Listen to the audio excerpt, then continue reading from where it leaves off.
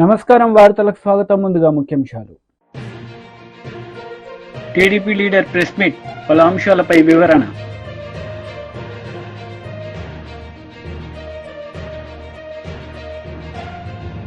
BJP leader press meet, పలు అంశాలపై వివరణ.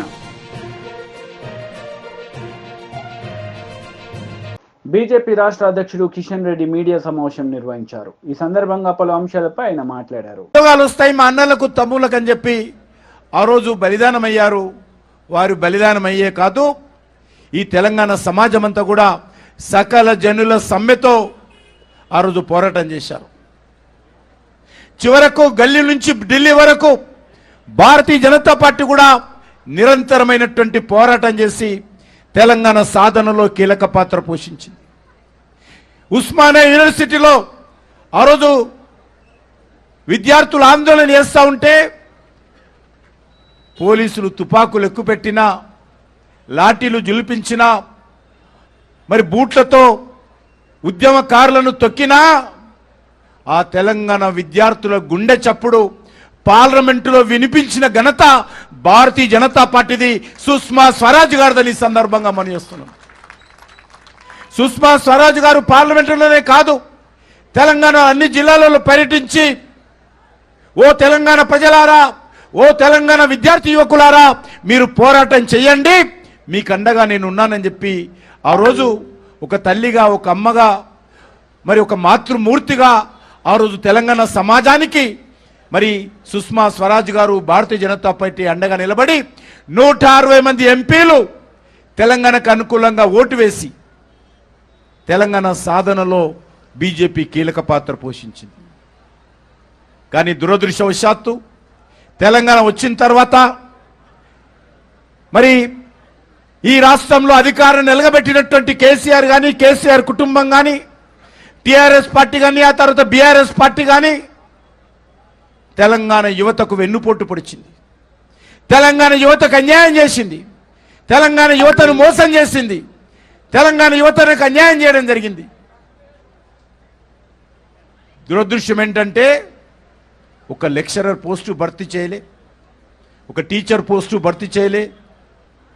ఆ రోజు తెలంగాణ యువతను అనేక రకాలుగా వేధించి అవమానాలకు గురి చేయడం జరిగింది.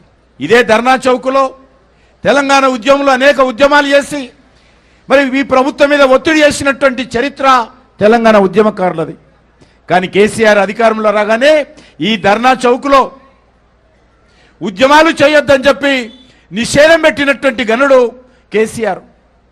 చివరకు న్యాయస్థానానికి వెళ్ళి ఈరోజు మనం చేస్తున్నామే ధర్నా, ఆ రోజు న్యాయస్థానానికి వెళ్ళి తెచ్చుకున్నటువంటి ఆదేశాలతో ఈరోజు ఆందోళన చేస్తున్నాము. తెలంగాణ మరి రాష్ట్ర సమితి అధికారంలో ఉన్నప్పుడు కూడా ఇక్కడ ఆందోళన చేశాం మనం. మరి ఈరోజు కాంగ్రెస్ పార్టీ అధికారంలోకి వచ్చింది.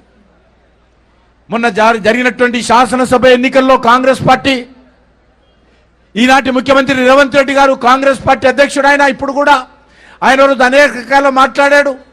వాళ్ళ నాయకుడైనటువంటి రాహుల్ గాంధీ మాట్లాడారు, వాళ్ళ నాయకురాలైనటువంటి సోనియా గాంధీగా మాట్లాడారు, ప్రియాంక గాంధీ గారు మాట్లాడారు, ఊరూరా మాట్లాడారు. యూత్ డిక్లరేషన్ పేరుతో ఈ టీఆర్ఎస్ పార్టీ తెలంగాణ యువతకు అన్యాయం చేసింది. మా పార్టీ అధికారంలోకి వస్తే, కాంగ్రెస్ పార్టీ అధికారంలోకి వస్తే మేము న్యాయం చేస్తామని అనేక రకాల హామీలు ఇవ్వడం జరిగింది. కానీ ఈరోజు పరిస్థితి ఏంది?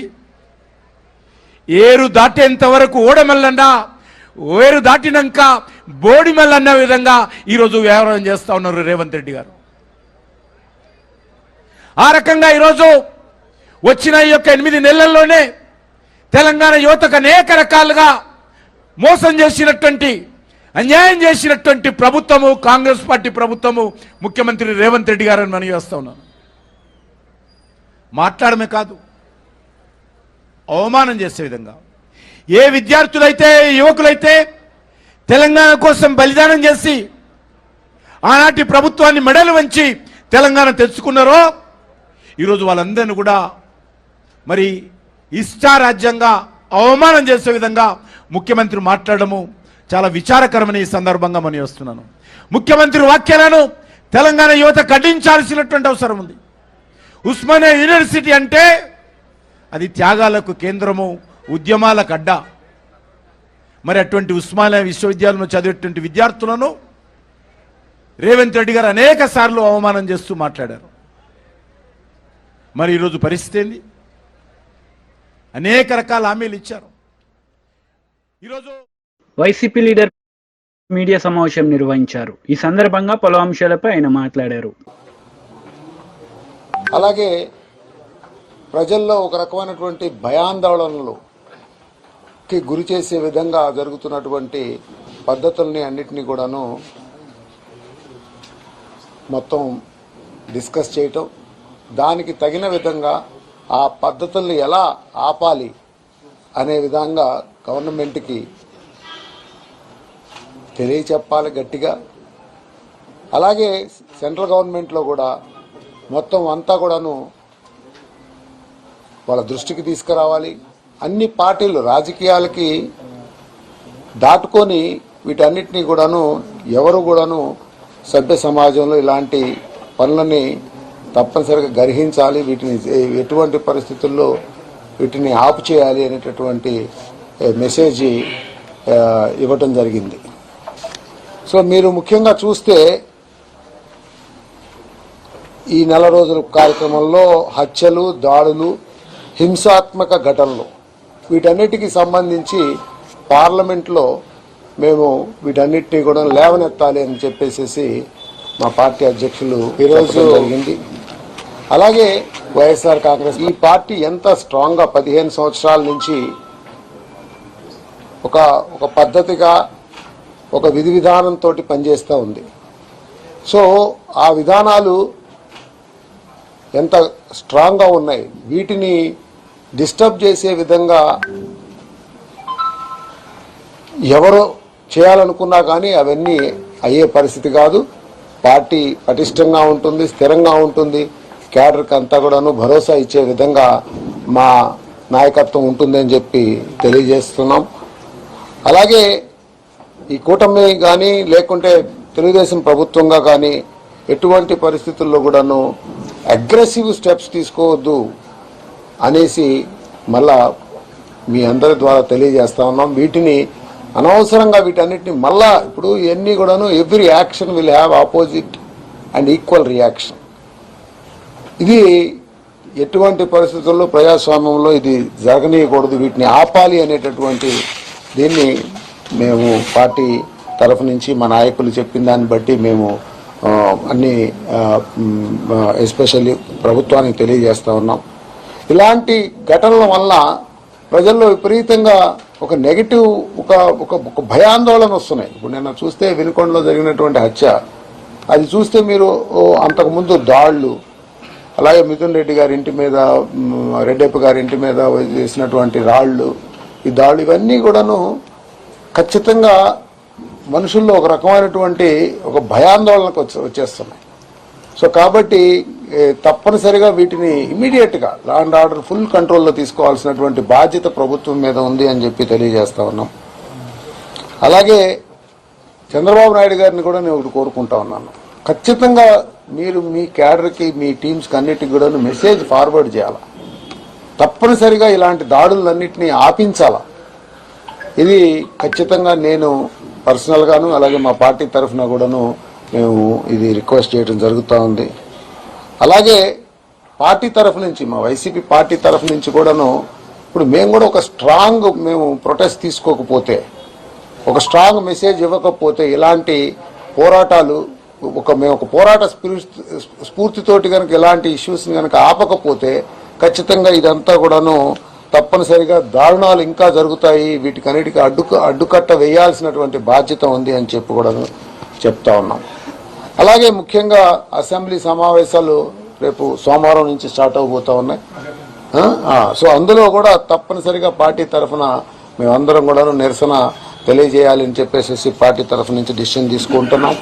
అలాగే మంగళవారం నాడు ఎంపీలు, ఎమ్మెల్యేలు, ఎమ్మెల్సీలు అలాగే ముఖ్యమైన నాయకులందరూ కూడాను ఢిల్లీ చేరుకుంటాం. ఢిల్లీలో కూడా తప్పనిసరిగా బుధవారం దానికి సంబంధించి కాంగ్రెస్ నేతలు మీడియా సమావేశం నిర్వహించారు. ఈ సందర్భంగా పలు అంశాలపై వారు మాట్లాడారు. విగ్రహం లేదు. మొన్న జరిగినటువంటి జనరల్ బాడీలో నేను ఈ ఇష్యూ రేజ్ చేశాను. ఏ విధంగానైతే ఇంటర్నేషనల్ స్టేడియం కావాలంటే అక్కడ పేరున్నది కానీ రాజీవ్ గాంధీ లేదు. విమానాశ్రయం పేరు రాజీవ్ గాంధీ పేరున్నది. అదేవిధంగా దీన్ని కూడా చేయాలని గతంలో వాళ్ళే హైదరాబాద్ క్రికెట్ అసోసియేషన్ నన్ను అప్రోచ్ కావడం, సోనియా గాంధీని కలవడం, ఆ తర్వాత సోనియా గాంధీకి చెప్పారు కూడా, అమ్మ మేము రాజీవ్ గాంధీ పేరు పెడతామని. ఇవన్నీ జరిగిపోయినాయి. కానీ మొన్న జనరల్ బాడీ మీటింగ్లో యునానిమస్గా అందరూ ఒప్పుకున్నారు. ఆ స్టాచ్యూ కూడా తయారవుతుంది.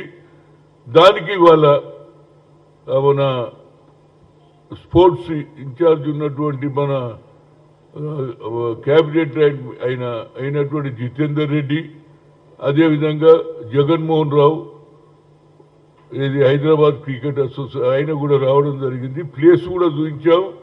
రేపటి నుంచి పని మొదలు పెడతాం. అది నా ఉద్దేశంలో రాజీవ్ గాంధీ బర్త్డే 20 ఆగస్టుకు ఉంది. ఇంత లోపల కావాలనేది నా ఉద్దేశం. దానితో పాటు రేవంత్ రెడ్డి గతంలోనే కలిసి ప్రియాంక గాంధీని పిలిస్తే బాగుంటుంది అనేది ఉన్నది. అది సరే తయారైన తర్వాత మరి రేవంత్ రెడ్డి గారు చొరవ తీసుకుంటే ఆ స్టాచ్యూని పెట్టడం జరుగుతుంది. దీంతో పాటు నాకు ఒక రిక్వెస్ట్ ఉంది. చాలా రోజుల నుంచి గత ప్రభుత్వం 10 సార్లు లెటర్ రాశాను, అడిగాను. యావత్ భారతదేశంలో ఇవాళ క్రికెట్ క్రేజీ పెరిగిపోయింది. మరి ఇంకో పక్క దాంతో పాటు డ్రగ్స్ కూడా పెరిగిపోయినాయి. ఎక్కడ చూడు డ్రగ్స్ డ్రగ్స్ డ్రగ్స్ అంటున్నారు. కనుక నా ఉద్దేశంలో ఈ డ్రగ్స్ను ఆపడానికి పట్టుకోవడం ఒక లెక్క, కానీ యంగర్ జనరేషన్ వాళ్ళను డ్రగ్స్ తరఫు పోకుండా స్పోర్ట్స్ తరఫు రావాలంటే నాకు ఒక ఆలోచన వచ్చింది. గతంలో కూడా కేసీఆర్ గారిని రిక్వెస్ట్ చేశారు, కానీ ఆయన ఏది పట్టించుకోలేదు. అన్ని జిల్లాలలో ఎస్పీ ఆఫీస్ ఉంటుంది, అదేవిధంగా కలెక్టర్ ఆఫీసులు ఉంటాయి, అన్నీ ఉంటాయి. కానీ స్పోర్ట్స్ కాంప్లెక్స్లు ఎక్కడ లేవు. కనుక నా ఉద్దేశంలో ముఖ్యమంత్రి గారు కూడా యంగ్స్టర్ కాబట్టి యంగ్స్టర్ను ఎంకరేజ్ చేయాలంటే ఇవాళ అన్ని రాష్ట్రాలలో కూడా అన్ని ఇతర దేశాలలో కూడా క్రికెట్ క్రేజ్ పెరిగింది. కనుక ఒక స్పోర్ట్స్ కాంప్లెక్స్ ఉంటే అది ఒక క్రికెట్ స్టేడియం పక్క రాష్ట్రమైనటువంటి ఆంధ్రలో అది కడపల, కర్నూలులో, విజయవాడలో అన్ని జిల్లాలలో క్రికెట్ స్టేడియాలు ఉన్నాయి. 12 వరకు ఉన్నాయి. ఇక్కడ కూడా పెట్టారు. మాజీ మంత్రి కేటీఆర్ మీడియా సమావేశం నిర్వహించారు. ఈ సందర్భంగా పలు అంశాలపై ఆయన మాట్లాడారు. అటు అవసరమైతే రాష్ట్రపతి దాకా కూడా పోతాము, వారికి కూడా వివరించి చెప్తాం. ముఖ్యంగా తెలంగాణ యువతకి మీ అందరికీ ఇచ్చే మాట, కాంగ్రెస్ ఇచ్చిన ప్రతి హామీ నిలబెట్టుకునేదాకా, పోస్టులు పెంచేదాకా, మీకు న్యాయం జరిగేదాకా మీ తరఫున ప్రధాన ప్రతిపక్షంగా భారత రాష్ట్రంకి ఉంటుంది. కేసీఆర్ గారు ఉంటారు. తప్పకుండా మీ తరఫున మీ హక్కుల కోసం మేము పోరాడతామని చెప్పి కూడా తెలియజేస్తూ, మీడియా కూడా ఇంత వర్షంలో ఇక్కడ వచ్చి కొంత ఇబ్బందులు పడుతూ కూడా అసౌకర్యం కలిగిన ఉన్నందుకు మీ అందరికీ కూడా ప్రత్యేకంగా ధన్యవాదాలు, నమస్కారం.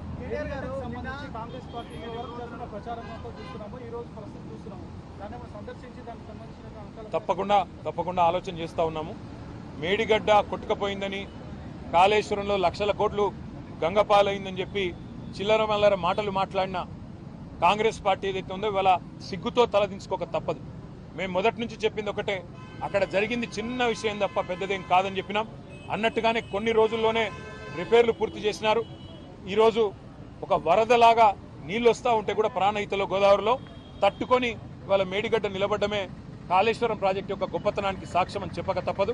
తప్పకుండా తొందరలో సందర్శిస్తాం. ప్రజలకు కూడా ఆ విజువల్స్ తీసుకొచ్చి ప్రజలకు కూడా వివరంగా చెప్తాము. తప్పకుండా వాటిని మీ ద్వారా కూడా ప్రజలకు చూపెడతామని చెప్పి కూడా తెలియజేస్తాము.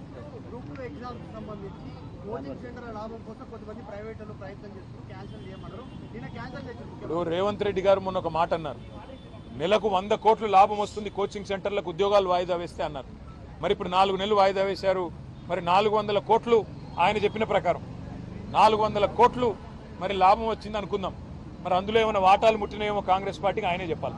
Thank you.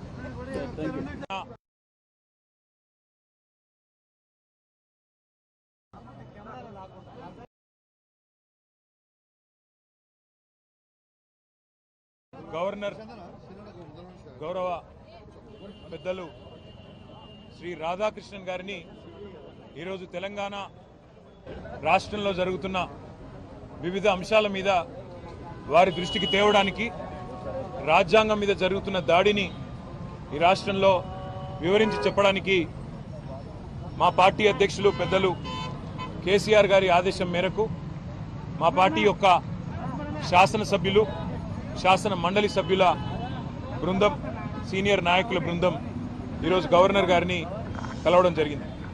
ఇందులో అందుబాటులో ఉన్న వాళ్ళందరం కూడా పాల్గొన్నాము. మాజీ మంత్రులు, ఎమ్మెల్యేలు, ఎమ్మెల్సీలు. ప్రధానంగా రెండు ముఖ్యమైన అంశాలు గవర్నర్ గారి దృష్టికి తీసుకొచ్చినాం. అందులో మొదటిది, రాష్ట్రంలోని నిరుద్యోగ యువత, రాష్ట్రంలోని విద్యార్థులకు కాంగ్రెస్ పార్టీ ప్రస్తుత ముఖ్యమంత్రి రేవంత్ రెడ్డి గారు కానీ, అదేవిధంగా ఈరోజు పార్లమెంట్లో ప్రతిపక్ష నాయకుడు రాహుల్ గాంధీ గారు కానీ ఆనాడు ప్రతిపక్షంలో ఉన్నప్పుడు ఏమేం హామీలు ఇచ్చినారు, ఏ రకంగా వాటిని వాళ్ళ తుంగలో దొక్కుతూ అప్రజాస్వామికంగా విద్యార్థుల మీద దాడులు, నిర్బంధాలు, కేసులు, న్యాయం అడిగిన విద్యార్థుల మీద లాఠీలు విరగ్గొడుతూ ఒక భయానకమైన వాతావరణం. తెలంగాణ ఉద్యమ సమయంలో ఎట్లా అయితే యూనివర్సిటీలలో, కాలేజీ క్యాంపస్లలో, హైదరాబాద్లో ఒక భయానకమైన వాతావరణం ఆనాడు విద్యార్థుల మీద దాడులో చూసినామో, అదే రకమైన వాతావరణం మళ్ళీ తిరిగి ఈరోజు పునరావృతం అవుతుందని చెప్పి గవర్నర్ గారి దృష్టికి తీసుకొని రావడం జరిగింది. ముఖ్యంగా గవర్నర్ గారికి చెప్పింది ఏమంటే, మొదటి సంవత్సరంలోనే, ప్రభుత్వం ఏర్పడ్డ మొదటి సంవత్సరంలోనే 2 లక్షల ఉద్యోగాలు ఇస్తామన్న రాహుల్ గాంధీ గారి మాట, జాబ్ క్యాలెండర్ అని చెప్పి పత్రికల్లో పుంకాలుగా ఫ్రంట్ పేజీల్లో ఇచ్చిన అడ్వర్టైజ్మెంట్లు, ఇవన్నీ కూడా వారి దృష్టికి తీసుకొచ్చినాం. గ్రూప్ 1, గ్రూప్ 2, గ్రూప్ 3 ఈ 3 నోటిఫికేషన్లు కూడా గతంలో కేసీఆర్ గారు ముఖ్యమంత్రిగా ఉన్ననాడు ఇచ్చిన వాటిని తిరిగి రద్దు చేసి కొత్త వాటిని ఇస్తాం, పోస్టుల సంఖ్య పెంచుతామని చెప్పి కాంగ్రెస్ పార్టీ ఇచ్చిన మాటను గుర్తు చేసినాం. దాంతోపాటు జాబ్ క్యాలెండర్ ఇంతవరకు నిలబెట్టుకోలేదు, ఒక్క నోటిఫికేషన్ కూడా ఇవ్వలేదు అనే మాట కూడా గవర్నర్ గారి దృష్టికి తీసుకొచ్చినాం. దాంతోపాటు మెగా డిఎస్సి అన్నారు, అది కూడా చేయలేదు. నిరుద్యోగులకు నిరుద్యోగ భృతిస్తాం 4000 ఉద్యోగం దొరికే వరకు అన్నారు, అది కూడా చేయలేదనే మాట కూడా గౌరవ గవర్నర్ గారి దృష్టికి తీసుకొచ్చినాం. అన్నిటికీ మించి సిటీ సెంట్రల్ లైబ్రరీలో ఉన్న చదువుకుంటున్న విద్యార్థులను బయటికి ఇచ్చుకొని రావడం, ఉస్మానియా యూనివర్సిటీ హాస్టల్లో ఉన్న విద్యార్థులను ఇవాళ వారి మీద దాడులు చేసి మరి పోలీసులు అప్రజాస్వామికంగా వ్యవహరించడం, ఇవన్నీ కూడా టీడీపీ లీడర్ మీడియా సమావేశం నిర్వహించారు. ఈ సందర్భంగా పలు అంశాలపై ఆమె మాట్లాడారు. ఫేక్ జగన్మోహన్ రెడ్డి యొక్క ఫేక్ ప్రచారాలు, ఫేక్ మాటలు, ఫేక్ చేష్టలు మళ్ళీ స్టార్ట్ అయ్యాయి. ఎందుకనంటే అబద్ధం, అసత్యం, బూటకం, ఫేక్ మాటలు ఇవన్నీ కలగలిపి రంగరిస్తే జగన్మోహన్ రెడ్డి వైఎస్ఆర్సీపీ పార్టీ, అందులో డౌటే లేదు. ఎందుకనంటే ఇవాల్టి రోజున కూటమి ప్రభుత్వం అధికారంలోకి వచ్చినటువంటి మొదటి రోజు నుంచి చూస్తే విపరీతంగా విషం చిమ్మటమే ఒక ధ్యేయంగా పెట్టుకున్నటువంటి జగన్మోహన్ రెడ్డి అండ్ బ్యాచ్. ఈ మాట ఎందుకు అనాల్సి వస్తుంది అనంటే, మీరు చూస్తే గత 35-36 రోజులుగా, అంటే కూటమి ప్రభుత్వం అధికారంలోకి వచ్చిన రోజు నుంచి కూడా కంటిన్యూస్గా ఫేక్ వార్తలు ప్రచారం చేయడం, వాళ్ళకు సంబంధించినటువంటి ఆ ఛానల్స్లో ఫేక్ వార్తలు ప్రసారం చేయడం, ఫేక్ ప్రచారాలు చేయడం, అలానే సోషల్ మీడియాలో అసలు విచ్చలవిడిగా మాట్లాడడం, ఇవన్నీ చేస్తూనే ఉన్నారు. దానికి వాళ్ళు అసలు కంప్లీట్గా జగన్మోహన్ రెడ్డి గారు బయటకు వచ్చి, అయ్యో బాబోయ్ రాష్ట్రంలో గతం అంటే కూటమి ప్రభుత్వం అధికారంలోకి వచ్చిన తర్వాతట విపరీతంగా హత్యలు జరిగాయట, విపరీతంగా దాడులు జరిగాయట, ఎక్కడికక్కడ incidents of arson. For the first time ఆ మహానుభావుడు ఒక ఏమంటారంటే నేషనల్ ఛానల్కి నేను ఇవాళ రోజున ఒక ఇంటర్వ్యూ ఇస్తా ఈ మాట మీద అని చెప్పి, అన్ని అక్కడ కూడా తప్పుడు, అక్కడ కూడా అబద్ధాలే. ఒకటి ఇవాళ రోజున మనం గనక తీసుకుంటే ఆ పార్టీకి సంబంధించినటువంటి ఒక వ్యక్తి చనిపోయాడు, అతన్ని హత్య చేశారు. చేసుకున్నది అక్కడ జరిగింది ఆ పార్టీకి సంబంధించినటువంటి 2 వ్యక్తుల మధ్య ఒక పర్సనల్ గొడవ ఏదైతే ఉందో దానికి సంబంధించి ఏదైతే ఇదివరకే అంటే ఆల్మోస్ట్ నాకు తెలిసి 2024 జనవరిలోనే, ఎందుకంటున్నానంటే ఇది దానికి సంబంధించినటువంటి ఒక ఎఫ్ఐఆర్ కాపీ. ఏదైతే ఇవాళ రోజున నిందితుడు ఉన్నారో అతని మీద వీళ్ళకి సంబంధించినటువంటి వ్యక్తులందరూ పెట్టినటువంటి ఒక హత్యాయత్నం కేసు, ఇవన్నీ ఉన్నాయన్నమాట. సో వీటికి సంబంధించి ఇద్దరు వ్యక్తుల మధ్య ఉన్నటువంటి గొడవని, ఇద్దరు వ్యక్తుల మధ్య జరిగినటువంటి ఒక గొడవని తీసుకొచ్చి పార్టీలకు ఆపాదిస్తున్నాడు. ఇంతకు మించినటువంటి సిగ్గుమాలిన చర్య ఇంకేదన్నా ఉందా అనంటే, నేను పరామర్శకు పోతున్నా అని చెప్పి అక్కడ పరామర్శకి పోయి పథకాల గురించి మాట్లాడుతున్నాడు. అసలు సిగ్గు అనేటువంటి మాటే మీ డిక్షనరీలో లేదనుకుంటా జగన్మోహన్ రెడ్డి గారు కదా. ఎందుకనంటే ఇవాళ రోజున మీరు గమనించండి, 5 సంవత్సరాలు ఈ మహానుభావుడు 5 సంవత్సరాల పాటు, ఈ మాట ఎందుకంటున్నానంటే ఇంకా జగన్మోహన్ రెడ్డి ఉండుంటే అని వాళ్ళు చాలా పెద్ద పెద్ద మాటలు మాట్లాడు, దాని గురించి తర్వాత మాట్లాడదాం. కానీ నీవున్న 5 సంవత్సరాల్లోనే వేల సంఖ్యలో దాడులు, వేల సంఖ్యలో హత్యలు ఇన్ని జరిగినా సరే ఏ రోజున కనీసం నోరు మెదపనటి నీవు, అంటే ఒక 15 ఏళ్ల పిల్లవాడిని నడి రోడ్డు మీద పెట్రోల్ పోసి తగలబెట్టేస్తే ఎక్కడా మాట్లాడనటువంటి నీవు, నీ పార్టీకి సంబంధించినటువంటి ఒక ఎమ్మెల్సీ ఒక దళిత యువకుడిని చంపేసి ఆ శవాన్ని డోర్ డెలివరీ చేస్తే కనీసం మాట్లాడనటువంటి నువ్వు ఇవాటి రోజున ఆ రోజున నీ ఇంటికి ప్రాబబ్లీ ఒక కూతవేటు దూరంలో, తాడేపల్లి ప్యాలెస్ ఒక కూతవేటు దూరంలో ఒక అభాగ్యురాలి మీద అత్యాచారం జరిగితే కనీసం మాట్లాడనటువంటి నువ్వు ఇవాటి రోజున బయటకు వచ్చి పరామర్శ అనేటువంటి ఒక పేరు చెప్పుకొని బయటకు వచ్చి ప్రభుత్వం మీద విమర్శలు గుప్పిస్తావా, ప్రభుత్వం మీద విషం చిమ్ముతావా, వెళ్ళి నేను ఢిల్లీలో ధర్నా చేస్తానంటావా? మరి అన్ని సంఘటనలు జరిగినప్పుడు ఏ రోజున నువ్వు ఢిల్లీలో ధర్నా చేయలేదే, ఏ రోజున మాట్లాడలేదే, నీ ప్రభుత్వమే ఉండిందే, ఎందుకు కనీసం నోరు మెదపలేదు, ఎందుకు అమర్నాథ్ గౌడ్ కుటుంబానికి నువ్వు అండగా నిలబ బీఆర్ఎస్ లీడర్ మీడియా సమావేశం నిర్వహించారు. ఈ సందర్భంగా పలు అంశాలపై ఆయన మాట్లాడారు. రంగాలలో కష్టాలు పొందుతున్నారో అనుభవిస్తున్నారో తెలుసు. ఈరోజు చాలా మంది గ్రామాలలో ఫలానా రైతులకు మేము రుణమాఫీ చేసినామని చెప్పి పేర్లతో ప్రకటన చేస్తున్నారు. చాలా సంతోషం.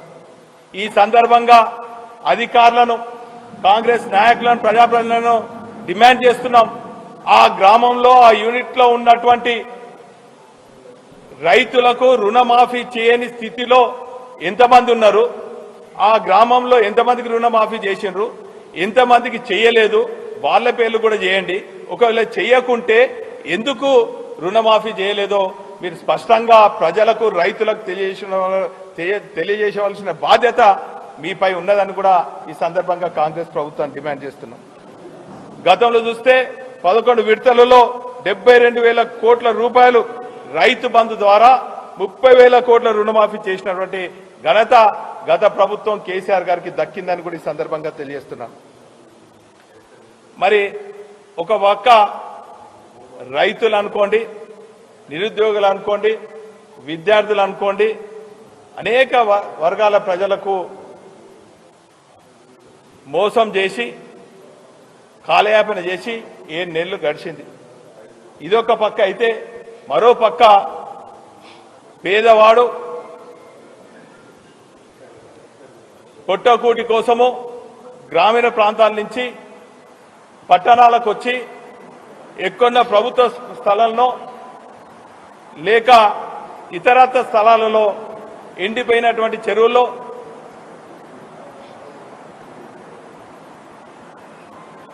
పొట్టకూటి కోసం కూలి చేసుకుంటూ కిరాయిలు కట్టలేని, స్థలాలు కొనుక్కోలేని నిరుపేదలు అక్కడక్కడక్కడ గుడిసెలు వేసుకున్నారు. అందులో హైదరాబాద్ తర్వాత అతిపెద్ద నగరంగా పిలువబడే ఈ చారిత్రాత్మక నగరంలో కూడా గత 56 ఏళ్ల నుంచి, మేము పుట్టనప్పటి నుంచి కూడా అనేక మంది పేదవాళ్ళు ఈ నగరాలలో. వార్తలు ముగించే ముందు ముఖ్యాంశాలు మరోసారి.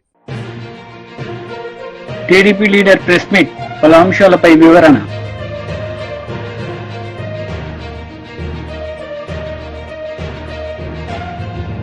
బీజేపీ లీడర్ ప్రెస్ మీట్, పలు అంశాలపై వివరణ.